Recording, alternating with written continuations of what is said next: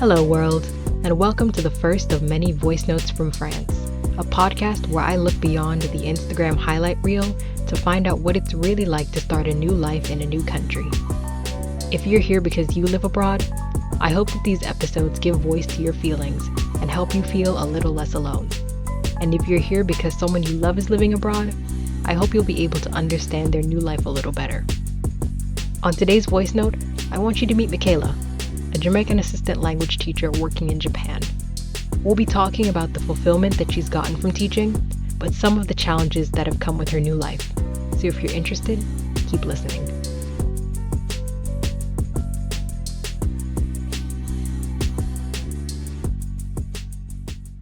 I would like to start off by talking about what I thought it was going to be like before I came here. Right?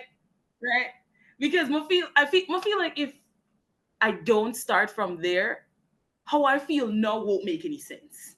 So, from Jamaica, I have not ever, ever been abroad. Right? Mm-hmm. I was home until I came here. So it was straight movies and stories. And I was like, wow, traveling abroad must be great. So every single time something bad happened in my life, I was like, you know what? None of this will matter when I move to Japan. Like, my life is going to be so different. I'm going to work out every day. I'm going to eat healthy. I'm going to have so many friends. I'm going to go out. I'm going to have the greatest life. I'm going to save because I'm going to make so much money. I'm going to be bathing in coins. You were My the main Japanese character of a rom-com. Yeah, my Japanese would have been flawless. I was going to meet a Japanese guy and we were going to get married, and we would have biracial children, and they would speak Creole and Japanese and English, and we would travel to different parts of Europe. And that was how I saw my life, right? And I would like to put the disclaimer that I clearly was delusional. Because one, I don't even know if I want children. You had hope. Right? You had hope. Right? Two, I clearly didn't acknowledge other factors that, would come into that. First of all, how would you be able to bathe in money when you're not someone who knows how to budget? Some Oh my skills God. that We're we going to come don't back to have that point because we need to talk about it. from We're going to come back home. to that. Yeah. So before coming here, I had this idealized version that Japan is really cool, and they think, especially Jamaicans, are really trendy, and I'm going to meet so many friends through this program. And I have, right? I don't want to say it that this program is a bad thing. This program honestly has changed my life, and I am forever grateful. However, before I came here, I had a view of not only Asian people, but white people, Caucasians. Okay. I had a view of Caucasians that I was just like, oh, Americans are like this, but it's fine. It's very lax. I have a very neutral stance towards Caucasian. Mm-hmm. No, I'm leaning towards certain radical ideals that I don't think I should be leaning towards. Oh my God. There is something to be said about the other foreigners living in Japan. Because my weirdest experiences, my most, oh, I'm othered experiences don't just come from Japanese people. No. Mm-hmm. It comes from the white foreigners who moved to Japan.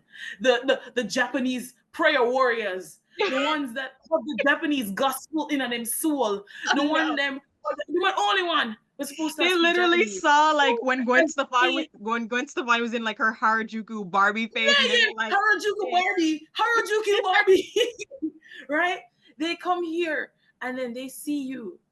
And if, per se, they see you and you're making Japanese friends and they're not, in their first mind, they're like, how are you making friends when you're a Negro? you're this for the listeners. This. I'm currently rubbing the back of my hand. Yes. We are not palm colored. We are Exactly. flesh. We're dark skinned, okay? Yeah. How are you making friends? How are you learning the language? How are you charismatic? How are you progressing? Yeah, how are you not struggling? How are you soft spoken? How are you, all these How questions are and you more. demure? How are you more Japanese and acclimating than I am? Right? Right? And if something does go wrong, for instance, maybe we go to a restaurant and people are staring at us. Clearly, the reason why they're staring is because we're in a fully Asian country and there are different races. But Yeah. no, they're not staring because they're white. They're staring because I'm black. Yeah. So I wasn't even thinking about the other foreigners here before I came here. I was only thinking about how I would deal with Japan. And I thought that I would be super homesick the moment I left and that I would eventually acclimate and then it would be good. But it was the opposite. I don't know if it's the same for you, but when I first came here, I couldn't take more home. Jamaica, what? Exactly. Jamaica Nothing. where? Yeah. I was there for Only 20 plus years. What the hell I'm thinking about that for? yeah. I was like, nah, go back. Jamaica not see me. And even though I'm Exactly. still a think, Jamaica still not see me, but it was like Jamaica. I'm Exactly. Nihongo. Nihongo ga shaberu dakara Japanese. But eventually, after the honeymoon period wave off, there's that loneliness that sinks in. You're like, oh, no one really understands.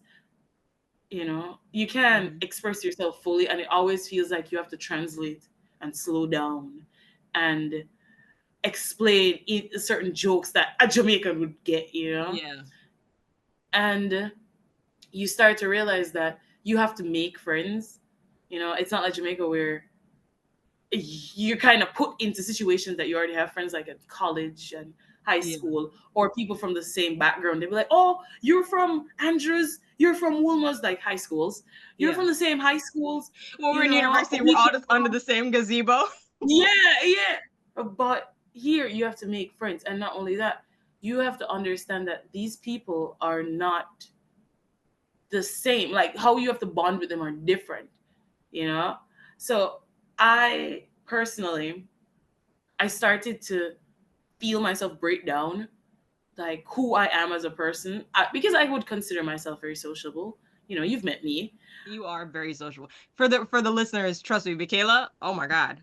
Thank you. Thank you. But coming here, I felt like I was always one step behind on every joke, on every reference. I had to pause and wonder, oh, what's that? What does that mean? Because in my town, everyone who's here, they have someone else that's from the same country, except for the recent persons. I have Hmm. somebody from England and someone from the Philippines. But before, they arrived 6 months ago. But before that, because I've been here for 2 years, in the first year, everyone was from Canada or America, North America, the continent of North America. So even if they're from two different countries, they still share a lot. Yeah. So when they're feeling lonely, the Canadians would get together and do stuff that reminds them of Canada. When the Americans are feeling lonely, they would get together. And when they wanted everyone to get together in a group, it was just like, oh, we should do Canadians versus Americans. But I'm always like, oh, The which ref. group should I join? Yeah. Which one should I be in? Always Hmm. one step behind. And I've never had to deal with that level of isolation before because I was always a part of a group. I Yeah. was always, I was never the one to be like, oh, should we invite her? I was always on the top list of people to be invited Yeah. places. Absolutely. I was always a part of something. So coming here and feeling different, it does something to your self-esteem. It made me realize how privileged I was in a country that I thought I had no privilege in. And Wow. Oh my yeah, God. That's so interesting. That's an so interesting way to put it. I mean, I could yeah, definitely relate to so many of your experiences because I understand. Okay. I would say my experience is somewhat different in the sense that, like, I have thankfully managed to find like a community of people who are like me because there are Jamaicans who live in France. And then now that I'm living in Paris, because before I was living in a small town in Normandy where I was the only Black person. yeah, Um, Which, as I love to tell people, I said, listen, every time I go somewhere, everybody knows I went there. Yeah, yeah. But so it's like, okay, there are people who are like culturally similar to you. So yes, I didn't really feel so much like, oh, nobody, understands me and things like that. But I do understand the sense of feeling lonely because of like not having these prepackaged friends. You and I are basically on similar programs, obviously. Like you're on Yeah, JET, which is Japan. You go teach English in Japan. I'm on yeah. like TAPIF, I guess that's what it's called, or as Americans call it TAPIF. So it's like I'm teaching English in France. I don't know who came up with this acronym, but whatever. So Yeah, I'm here. You got it better than me, trust me, because TAPIF does not do a lot of things. But the yeah. thing about Tapif is that, it's kind of like they're prepackaged friends already. Because it's like, Hmm. okay, you move to this city, and then it's like you're attached to a certain part of France, and then there are other people attached to this part of France. You're all foreigners, and you're all just together, you know? Yeah, So you just hang out together because you're like, well, we can all be other together, you know? yeah. The only problem that I would say is number one, if you still plan to stay here, but your friends don't, you're now faced with Yeah, like, oh, when they then, leave, you're still here. So, yeah, which is the thing I've had to deal with so much. And now you have to deal with this whole process of like making more friends. Not to say that forget your friends. I still talk to them, but it's like you they're not need more here. We can't, permanent ones. yeah, like we can't hang. And that's the thing, like I needed more people who actually like lived here because it's like, well, what do you do now? And I'm still like in the process of doing that, but it's like, what do you do now when they leave? But then also I do understand the sense of even within that circle of friends, I was the only Caribbean person. And I Yeah, was used to, I think normally I was the only Caribbean person, like, yeah, like attached to maybe like the specific like academy, like the region of France I was in. Like there weren't other Caribbean people there. Like when I moved to yeah, Normandy and I found my friend who was Trinidadian, I was like, where is she? Like, we have to be friends. yeah, Like, because I'm like, nobody else is here like me, nobody else can relate to me, that kind of yeah, thing. And even that's the same, now that I go to university, it's the same thing now. So I yeah. do understand that. And it's an experience, I would say. It's an experience, but then also, how do you juggle that feeling of like you feel like you're in this country, you feel othered, you don't really feel like you're connecting or acclimating, but at the same time, how do you feel about your relationships back in Jamaica? Like, how do you feel like that has managed to like sustain, you know? So we're getting personal here. So before I came here, I was also slightly developing some sort of relationship with a boy, a man, Ooh. a gentleman, right? And throughout the first year of me being here, it was a lot of, Skype and talking on the phone and text messages and trying to connect. And it felt like during COVID, isolation, where you'd be talking on Zoom to your friends and stuff. It feels like we're in the same country, we just can't meet. Yeah, And exactly. because of COVID, I guess all of my friends have gotten used to that type of communicating without actually being in person. But then within the year, he started to get very, you're not coming back. So what are we doing? Because I don't plan to go there.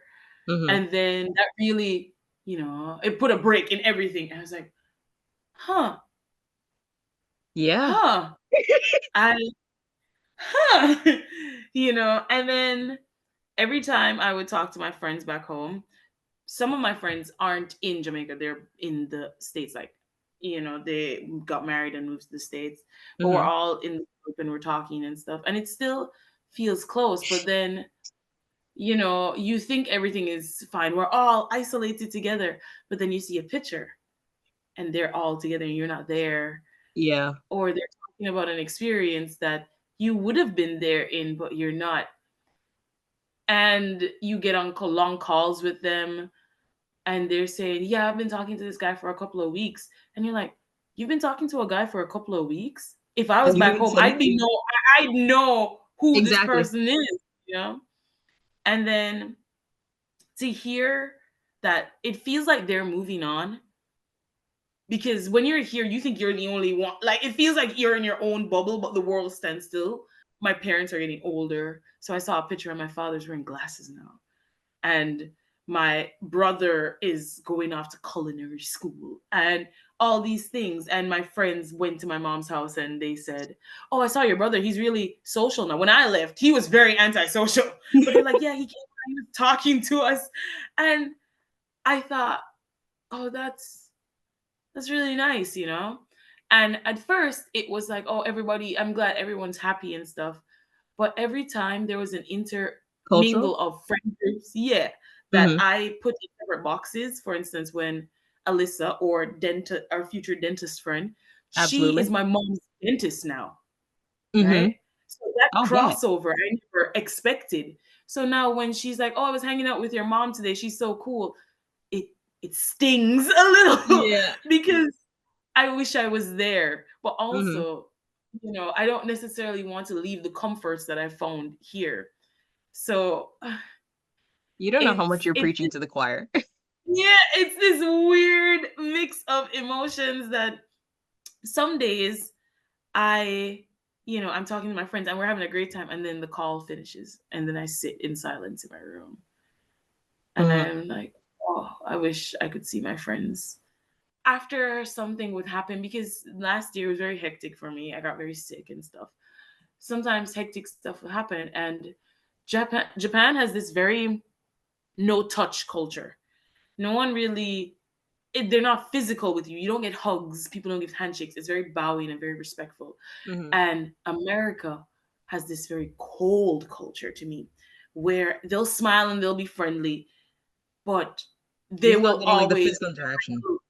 yeah, it's a little barrier there, because I feel like for them, closeness isn't with friendship, but more with like intimate relationships. Mhm. Where back home, I would be Jamaicans hug. hugging, yeah, and I would be so close. And if I feel tired and if I was sitting beside you, I just rest my head on your shoulder. Exactly. And that'd be Yeah, perfectly normal. Like you'd be like, "Yeah, okay." it's that type of closeness.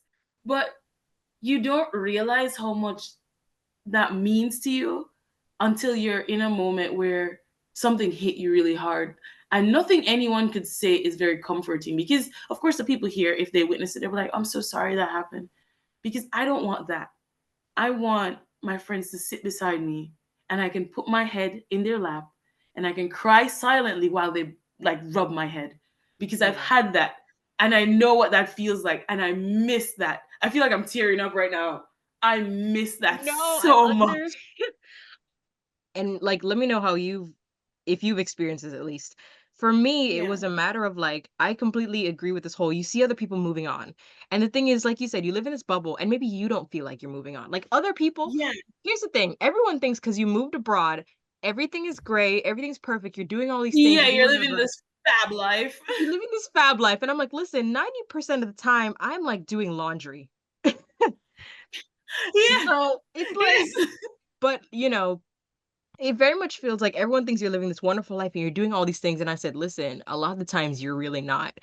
But, like, you Yeah. see other people moving on, like, for example, my best friend, she's doing things, and it's like, "Oh, I wish," because for example, we used to talk about, like, "Oh, we'd go out to, like, brunch together and, like, do things," that kind Yeah. of stuff, and it's like, I wish we could do those things together, or, like, I have a niece who barely knows who I am, because I Yeah. essentially left when she was, like, an infant, and I'm just popping in and out of her life the times that I have to go back to Jamaica for my visa and stuff. So I'm coming in and out of my life. And then like I meet her, she doesn't know who I am. And then she gets used to who I am, and then I leave again. Like And then I've been gone for half her life. Like she barely knows who I am. My sister will like message me and she's like, oh, I miss you. And it's like, girl, don't even start with me today. It's yeah. things like that. Like, people are moving forward, people are doing things, people are, and it's you miss that and you do wish you could have those things, but like you said, you don't want to Want leave to, the comfort of everything that you've had or like the things that you do have here because it's like as much as it's hard, you're aware that like this is your life. And I think yeah. that that's a thing that I had to grapple with very recently within the past few weeks of like I was in this sense of the what's next because it's like Yeah. okay, I taught English here for 2 years. It's like, "Okay, great." And then, like, now I'm going to university. I'm like, "Alright, fine." It's like, what are you planning to do with it? Like, what's the long-term goal of what you're Yeah. doing? Because it's like you you're feeling like you don't quite fit here. But then Yeah. it's like, what are you going back home to do? Because it's like, as much as I miss my best friend and I miss my sister and I miss my niece and I wish I was a part of these things. It's like, but what are you on a realistic level gonna do? Because if you go back home, it's like you can't. you can't plan your life around just being there for people. Or you have to Yeah. find a way to show up for people in a way that doesn't require you to physically be there, and you kinda have to deal with the consequences of that because it's like, if you go home, it's like, okay, you're gonna feel better for 5 minutes because you see the sunshine, or I live in Yeah. Europe and it's, like, gray outside, so, like, you're gonna see the sunshine, and then maybe you're gonna eat, like, a patty, but then after that, you're really gonna have to deal with the gravity of, like, what your life is and what you're gonna do, and the thing is, especially if you've lived abroad, and maybe you can relate to this, once you've lived abroad, it really changes how your brain works. It really changes, like, how you're wired, the things you're used to. You have all these experiences that ultimately other people in your life can't relate to.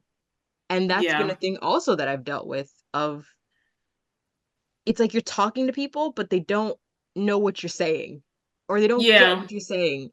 And it feels like, it's as if I was talking to my friends who only speak English and French, you know? Just like Yeah. you don't get it. Like I don't know if you've had the experience, but it just feels like, you can't really relate. Yeah.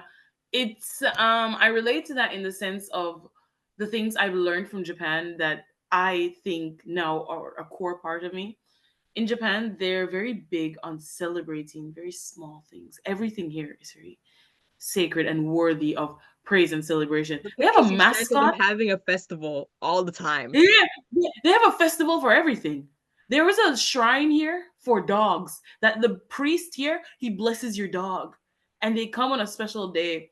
I think This I heard about that bracelet I recently. have right now, it's like a safety charm with a lotus on it, Hmm. and you can only get it in the month of February because that's when the lotuses will come back in. Like small things like that they celebrate here. And before back home, there was always something needs to be big and grand for it to be special, you know? So now I'm able to celebrate things that are special and small, and I think they're really interesting.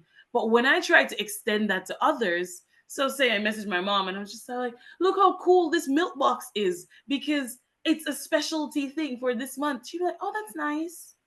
Or I send a picture of the 50th shrine I've gone to that they all look the same. Hmm. And I'm like, this one is really special because you could hear the bamboo. And they're like, oh, I guess that's cool. Okay. And then I say, oh, but it's not just that. There's more to it. Exactly. Like there's Yeah. it's but yeah, it's a thing that you just pick up to be like, oh, I'm appreciative of all these small things, but Yes. but other people it doesn't feel the same. And we'll be back after these messages.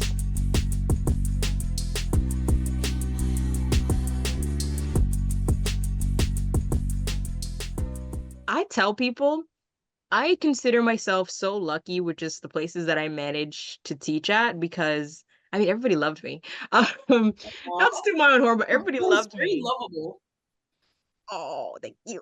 But everyone really, everyone loved me. It was because I listen, some of the things that I've heard some of my friends Yeah. go through as language assistants, like I've heard I may have to edit this out, but like some of the crazy stories, like I remember like one teacher basically like insulted my friend to her face. Well, almost to her face. Basically, he was talking in French and he was like insulting her by like, oh, she's not even trying to speak to us in French. She's such a burden to us. Why is she here? No, no, no. Oh And my he's saying this to gosh.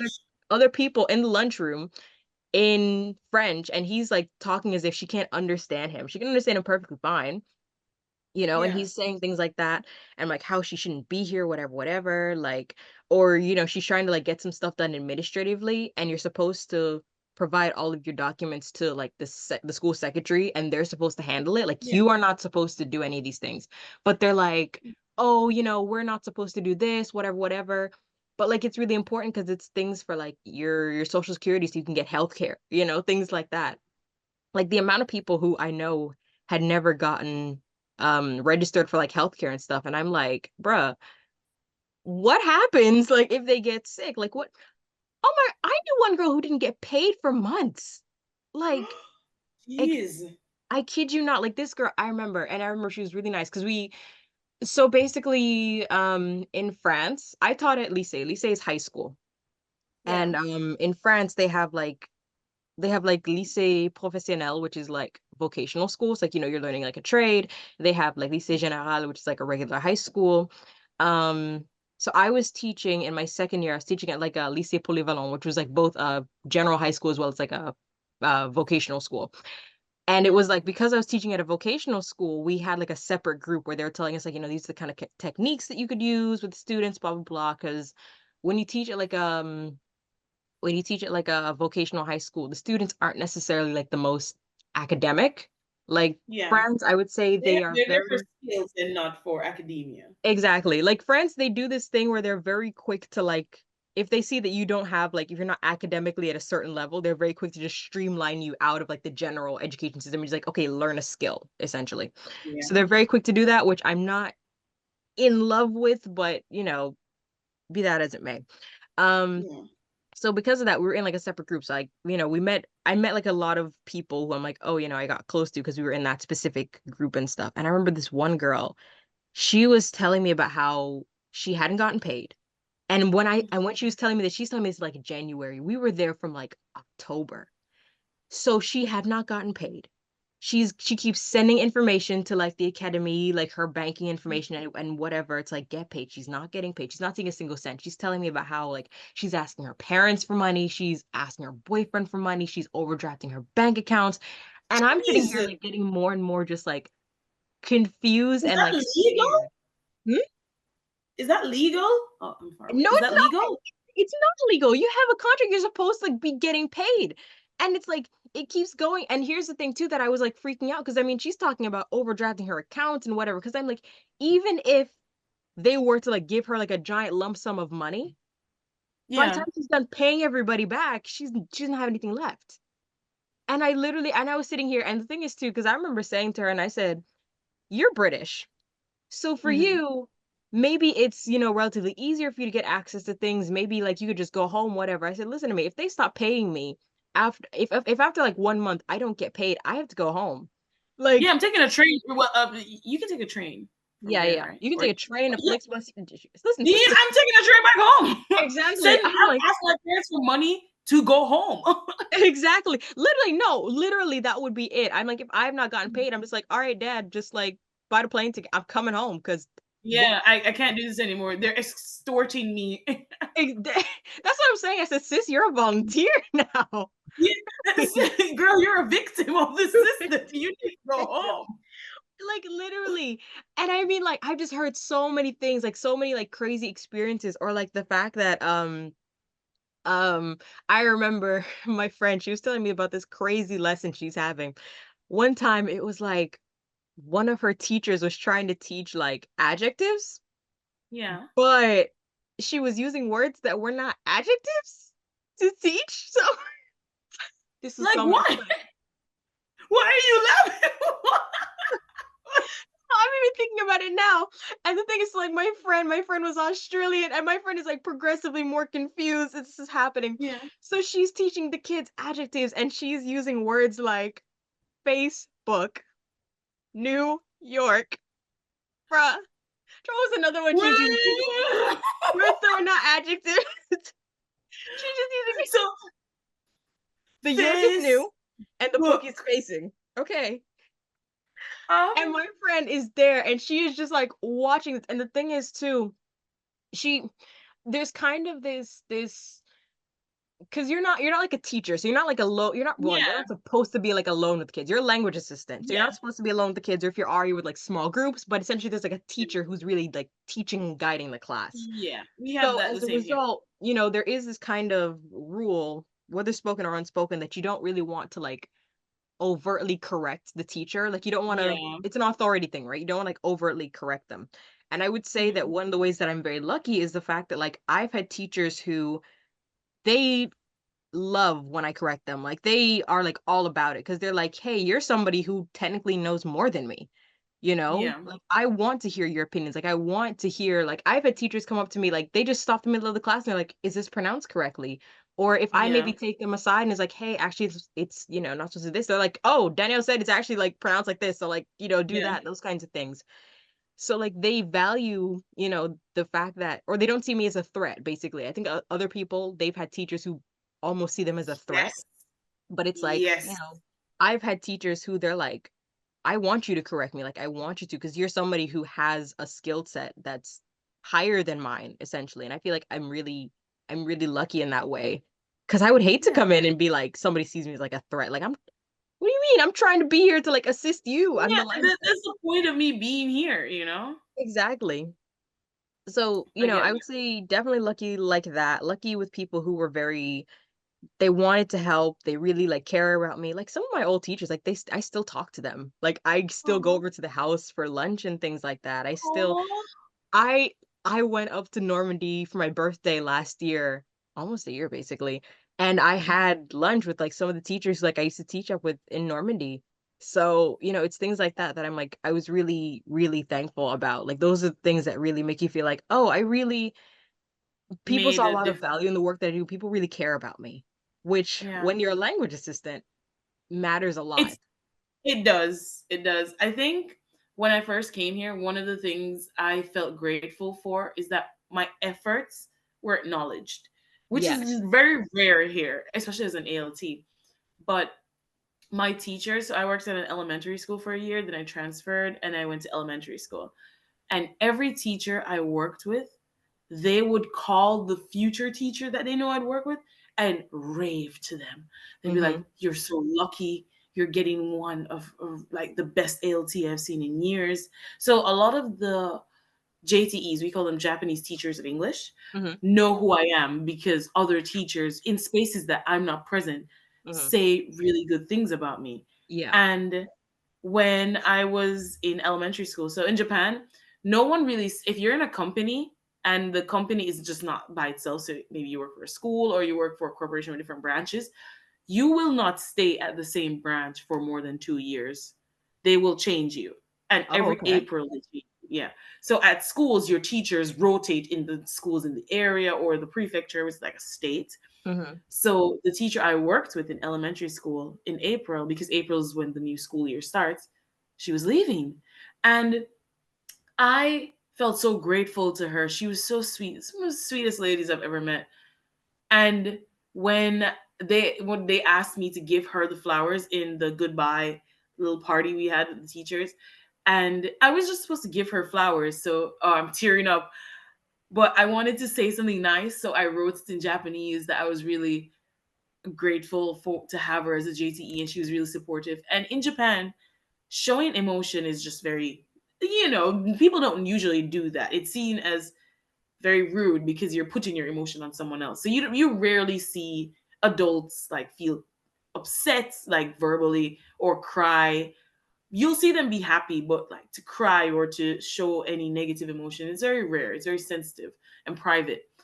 So I start and I'm just all I give her the flowers and the other teachers, because other teachers are leaving, are getting flowers, but I'm the only one standing still. And I was trying to read before I gave her the flowers. So I started off in English, I'll translate, where I said, "Dear," her name, Sensei, "thank you." And I started to cry. I started to blubber. Oh I my could god. not get the words out because I couldn't see the paper through tears. And I was shaking as I read it. And by the time I got to the end, I was just like, "Arigato gozaimasu," and I did a deep bow and I looked up and she was crying. There were tears and she was taking the flower. I'm crying. Oh, her hands are shaking because she's very tiny and she's probably like 50. She was taking the flowers and she was shaking and she said in very shaky English, "You were the best. You were my number one." Oh, Oh my god. and I every time I'm crying. Every time I have a bad day or I think I don't know what I'm doing here or how to move on or what my future holds or all those things come to me, I remember that moment and nothing matters. Oh my Nothing god. else. Because to hear that, oh, so sometimes when I think, "Oh, why did I take up this? Because I can't really be an ALT forever, and Yeah. I'm giving up valuable years when I could be learning a skill to have a Progressing your profession, career and things like yeah, that. for a career." I remember her, and I remember other teachers that told me that I will never forget you. And then I paused and I was just like, I'm doing something important. It might not be a lot of people here as ALTs, they're just here to be in Japan and explore. It's a way to live in Japan without having to deal with the hectic work life that is the 8 to Mhm. 10 p.m. life of a Japanese worker. It's an easy way to see the country without having to do all of that. But for me, it's different because I put my heart and soul into everything I work on. I try to do my best because I'm a Wolmerian, and the motto of my school is, in whatever you do it to the best of your abilities. And I take Now that you're very bringing up personally. Womas into this. It means a lot, man. My principal, she was my idol, and she would say that you must always put your best foot forward and you must always do your best. And when I came here, my motto was, I want to be the one that gets away in every situation. I want to be someone you meet and you will never forget. So I try that, and to get it acknowledged, to say, I see you and I see the work that you're doing. And to have students write you letters saying that before you came, I wasn't interested in English, but because of your presence, now I can. I had a student from the Philippines that came the same time as I did, and she spoke zero Japanese. So I had to translate her tests and sit in classes with her because they couldn't necessarily hire a translator for her. So Mhm. in my spare time, I would stay with her, and she didn't have any friends because she couldn't speak the language and she wasn't acclimating very well. So every day, even if I was tired, I would go and I would put on a big smile and I would talk to her. And when she was having bad days, the teachers realized that maybe Michaela should talk to her, she'll feel Mhm. better.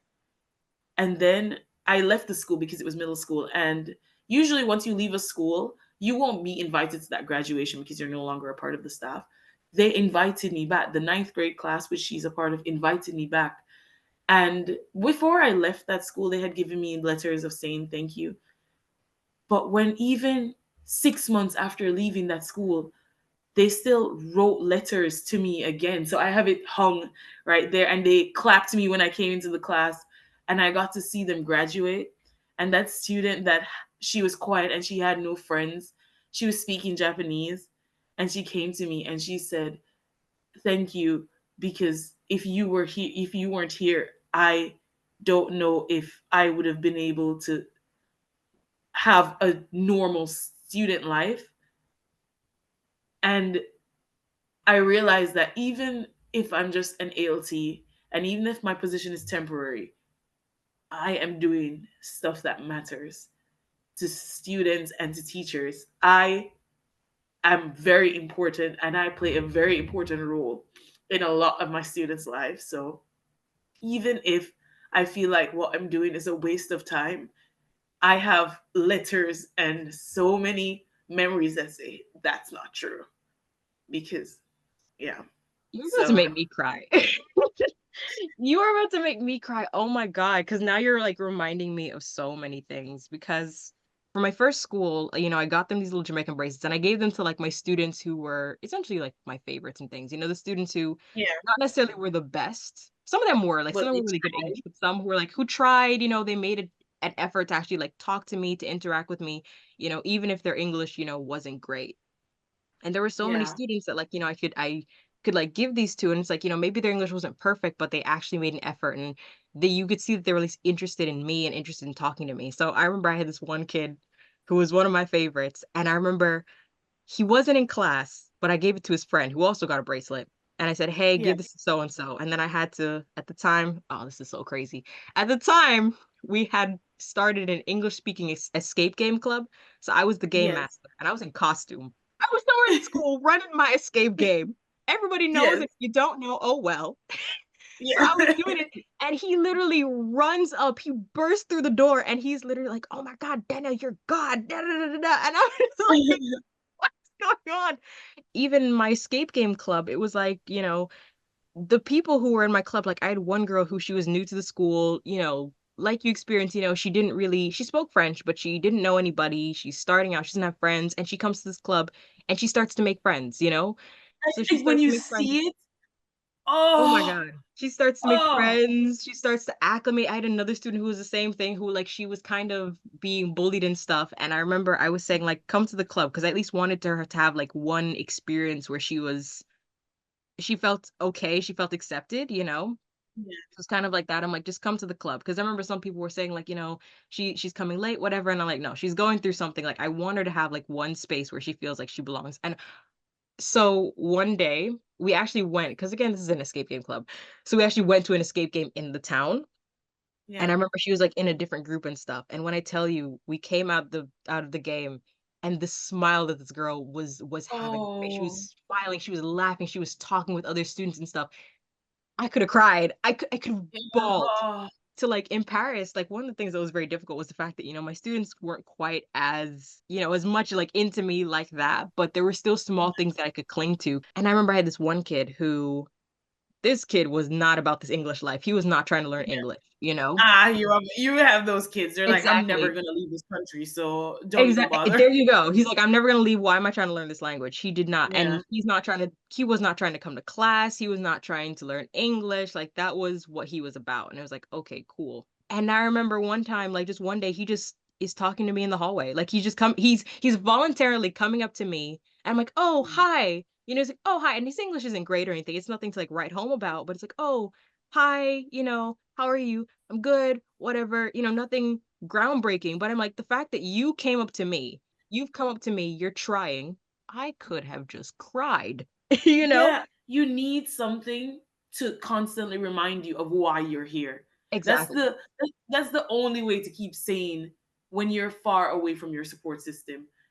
You can always try to build a new one here, which is obviously one of our goals. Yeah. But until then, you have to cling on to the reason why you are here. You have to cling on to Because whatever you can get, honestly. yeah, because life is difficult wherever you are. Because say we're back home, we're without a job. We have our friends, but that's all. You Exactly. know, it's very hard to get new experiences in Jamaica. It's such a small country. Hmm. And it's also very hard to learn new perspectives because, you're The Kingston surrounded bubble by is a the thing. same That's what I people. try to tell people. Yeah. I mean, listen to me. If you live like I've only ever lived in Kingston. Like the Kingston bubble is a thing. Yeah. So when you come here, you get to explore and see. And it hurts when, you don't have your support system when times are hard. But there are days where I would do this job for free. I love it. I love the experience. I love seeing things. I love learning. I feel brand new. Where in Jamaica I felt stuck. And I think I think my main issue as of lately, when you're thinking about the future, what next? You have your dream now. What do you do with it? What next? I recently have started to actively stop thinking about what's next and live in now. Clearly, I don't want to be too reckless. So I'm Yeah. still working towards my N2 so I can possibly get a job here. Yeah. But if it's something I can't actively do anything about, I try not to pay attention to it because there are moments here that I don't want to miss. I don't want to be so preoccupied with, oh my God, I got the dream now. So, oh, what do I do next? I want to be able to live it because I worked very hard to get here. It would be a shame that all the years I'm here, I spent in anxiety thinking that, oh, it's going to be over soon. Nothing in life is permanent. Absolutely. And yeah, and even if it's going to be over soon, wouldn't it be better to live it to its fullest than worry about how awful it'll be when it's gone? Yeah, and anticipate constantly live in fear of like, oh Yeah. my God, it's gonna be over. It's gonna be over.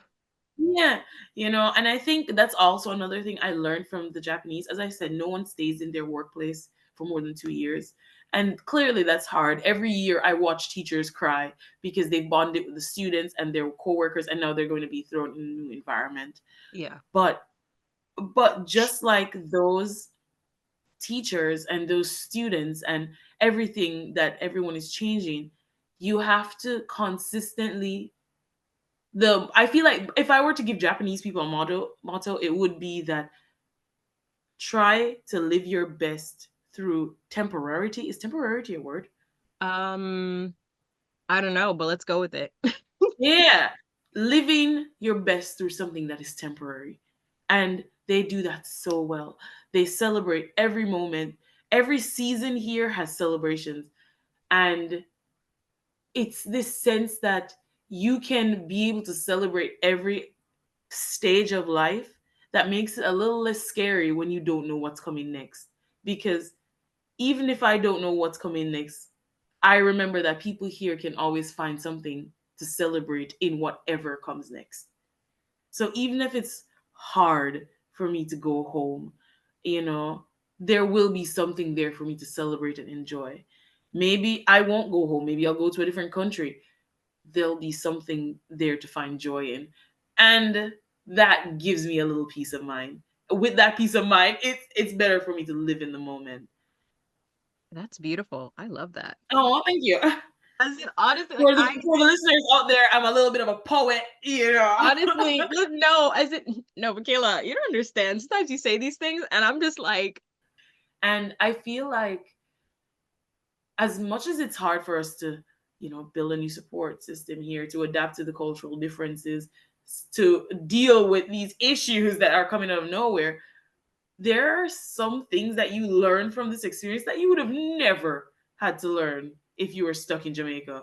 I'm so You glad would that you brought that never. up because you know what it is too? Because I was thinking about this and I was thinking about the fact that, but I remember, I was recently just thinking like, okay, actually sitting here and like settling, and having a life here in France because I was definitely like always waffling between am I staying, am I going, what am I doing, X, Y, and Z because I guess to get back into my background, but without sharing too many details, I was living in Jamaica. I was down this path and down this life that I didn't really want, that I wasn't really a part of, Oh, I but that remember. I didn't I didn't know how to get out of it. And the thing that I realized, and it was so groundbreaking, because it was like, I think that as Jamaicans, there is so much around like you have to leave Jamaica. Like Yeah, I recently, I think I told you this, I recently was thinking about the fact that like the language that we use is like as if Jamaica's a prison, it It's is. like and it's a prison and it's like it's a prison for different reasons, which we could go on Yeah, a whole podcast for why that is, but like it's like a prison and we talk about like escaping, you have to get out, you have to yeah, whatever. And I think because there's this idea of like you have to migrate, you have to get out, and there's so much like language around that as if it were a prison, there is this idea of like if you come back, there's something wrong with you. If you come back, you're yes. clear. If you come back, there's what were you thinking? Like, what do you mean you didn't Why? stay? Like, why would you come back? And the thing that I had to recognize, what I was like, whether you decide to stay in this adopted country of yours or whether you decide to go back to Jamaica, it doesn't take away from all the experiences that you've gained. Because, like you said, you've learned so many things and gotten so much value that you could have never gotten in Jamaica. That it's like your life is now forever changed. You're now a better person for it. So even if you go back, it wasn't a waste. Like it Yeah, was not like because a lot of people want to be like, why did you bother going then? Because I couldn't yeah, have gotten these experiences had I stayed here. I would yeah, like I literally look at some of the things that I do now that I'm like, I would have never like I some of my wildest dreams, some of the things that I could have only dreamt of living in Jamaica, I've managed to like do living in France. One day I got up and said, I'm gonna go ride a bike. hot air balloon. Like When you biked through the tulips, ah, tulips. I could have only ever dreamed of that. I went on the Eiffel Tower twice, bruh. I haven't gotten to the top. We're working on that. I yeah, went on a hot air balloon, like things I could have only ever dreamed of, or even little things like I learned to be independent. I learned to like yeah, actually take care of myself and learned that I have the capacity to take care of myself. I've always wanted to travel and I actually managed to travel to like what, like five or so countries while I was living here by myself. Like things that I could have only ever dreamed of and things that I would have never had the chance to do had I like stayed in Jamaica. So it's like even if I decide tomorrow that like I'm gonna go and I'm gonna settle and make a life for myself in Jamaica, those experiences were not a waste. yeah, I got so much value out of them that it doesn't matter whether I decide to stay or not. I still yeah, became a much better person for them. yeah. You're like going back home. I feel like feels so daunting to me. One, because I think of it as a prison, but two, because I've never left my country before this program. It felt like this program was my only chance to see Yeah. the world, right?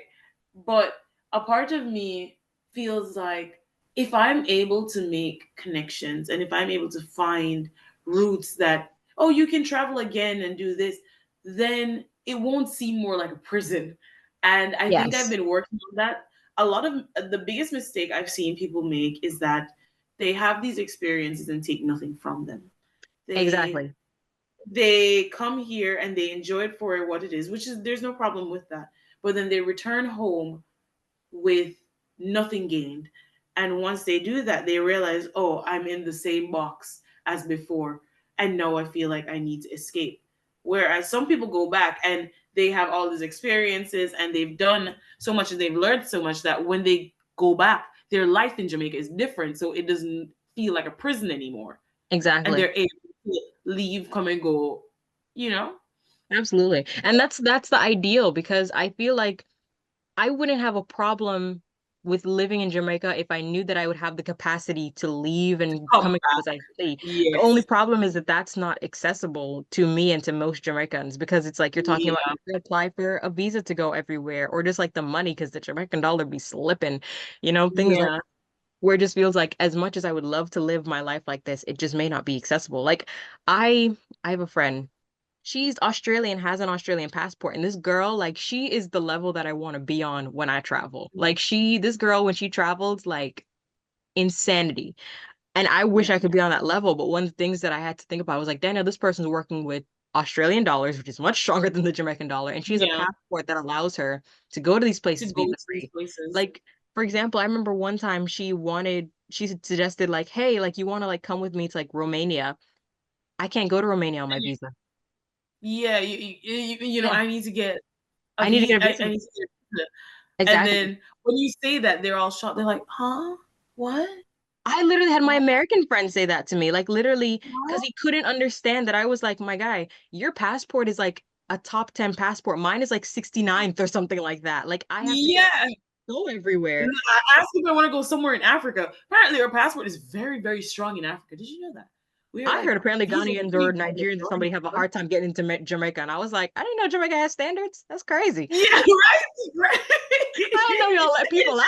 Yeah. But yeah, so like we were saying before, like when you have a Jamaican passport, a passport that's just not that strong and you can't go anywhere, it does feel restrictive. And you can't transport this life back home. Because I mean, even I tell people the most powerful thing about my passport is that I have a Shenzhen visa in it.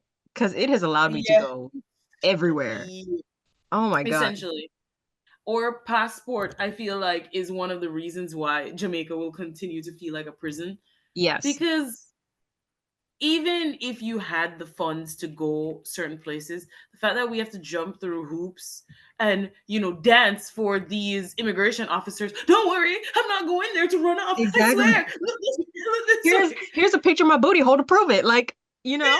Yeah, don't worry. I'll sell my second son to get this stamp from a JP, and I swear I know him. I've known him since I was a baby because I swear every Jamaican he person was in knows the a room when I was JP. being conceived, I promise. Like, From that ending alone, I think it's obvious Mikkala and I were having a great time.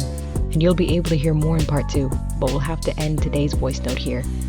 Voice Notes from France was hosted and produced by me, Danielle Brown, with music by Russell Thomas. Special thanks to my guest, Mikkala Hutchinson. And to anyone out there, thank you for listening.